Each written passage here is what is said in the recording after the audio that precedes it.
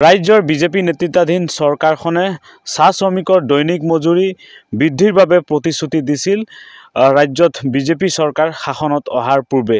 কিন্তু আজি কুপতি চাহ শ্ৰমিকৰ দৈনিক মজুৰি বৃদ্ধিৰ ক্ষেত্ৰত এই চৰকাৰখনে কোনো ধৰণৰ বিশেষ গুৰুত্ব প্ৰদান নকৰাৰ গুৰুতৰ অভিযোগ উত্থাপন হৈছে। আৰু ইয়াকে লৈ বিভিন্ন দল সংগঠনে প্ৰতিবাদী কাৰ্যসূচী ৰূপায়ণ কৰি আহিছে বিভিন্ন সময়ত। আৰু মই বৰ্তমান উপস্থিত আছোঁ ঢেকিয়াজুলিৰ বেলখেৰী চাহ বাগিচাত।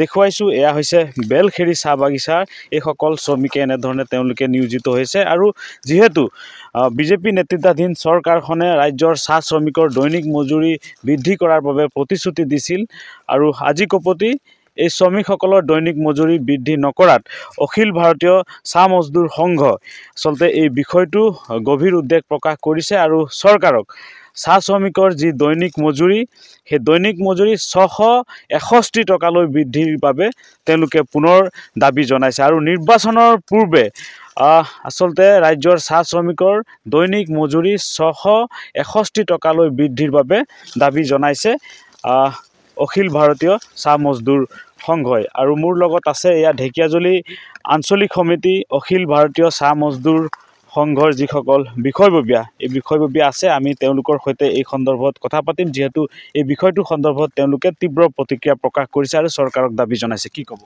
হয়, অখিল ভাৰতীয় চাহ মজদুৰ সংঘ ঢেকিয়াজুলি ব্ৰাঞ্চ তৰফৰ পৰা আমি অসম চৰকাৰ তথা হিমন্ত বিশ্ব শৰ্মাক আমি কিছুমান কথা ক'ব বিচাৰিছোঁ। হিমন্ত বিশ্ব শৰ্মাই কৈছিলে যে 6.8 লাখ চাহ শ্ৰমিকৰ বাবে 5,000 টকা একালীনতে দিম বুলি প্ৰতিশ্ৰুতি দিছে। আমি সেই প্ৰতিশ্ৰুতিটোক আমি অখিল ভাৰতীয় চাহ মজদুৰ সংঘৰ তৰফৰ পৰা ধিক্কাৰ জনাইছোঁ, গৰিহণা দিছোঁ।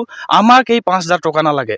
যদি বা অসমৰ মুখ্যমন্ত্ৰী হিমন্ত বিশ্ব শৰ্মা আমাৰ চাহ শ্ৰমিকৰ বাবে ইমান চিন্তা কৰে, ইমান মৰম দয়া কৰে, তেনেহ'লে আমাৰ চাহ শ্ৰমিক যিটো আছে বাগানত বসবাস কৰা চাহ শ্ৰমিকৰ দৈনিক মজুৰি 661 টকা বৃদ্ধি কৰক। সেইটোকে আমি অসম চৰকাৰক আহ্বান জনাইছোঁ। 2025 চনৰ ভিতৰত যদি বা 661 টকা দৰমহা বৃদ্ধি নহয়, তেন্তে যিটো 2026 চনত ইলেকশ্যন আহি আছে সেই ইলেকশ্যনত আমি উত্তৰ দিবলৈ সাজু হৈছোঁ। আমি অসমৰ মুখ্যমন্ত্ৰী হিমন্ত বিশ্ব শৰ্মাক অনুৰোধ কৰিছোঁ যে আমাৰ চাহ শ্ৰমিকৰ দৈনিক মজুৰি 661 টকা বৃদ্ধি কৰিব লাগে, অন্যথা 2026 চনত আমি ইহঁতক উত্তৰ দিবলৈ ৰেডি আছোঁ। বৃদ্ধি নহয় হ'লে 661 টকা হ'ব লাগে।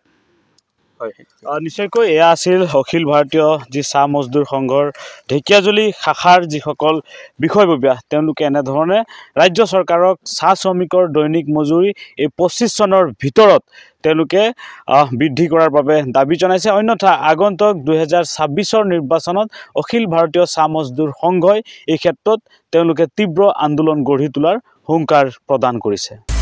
আপুনি বিচৰা বাতৰি পাব কেৱল নিউজ 18 এপত। নিউজ 18 এপ ডাউনলোড কৰিবলৈ স্কেন কৰক এই QR কোড। গুগল প্লে ষ্টৰতো পাব এই নিউজ 18 এপ।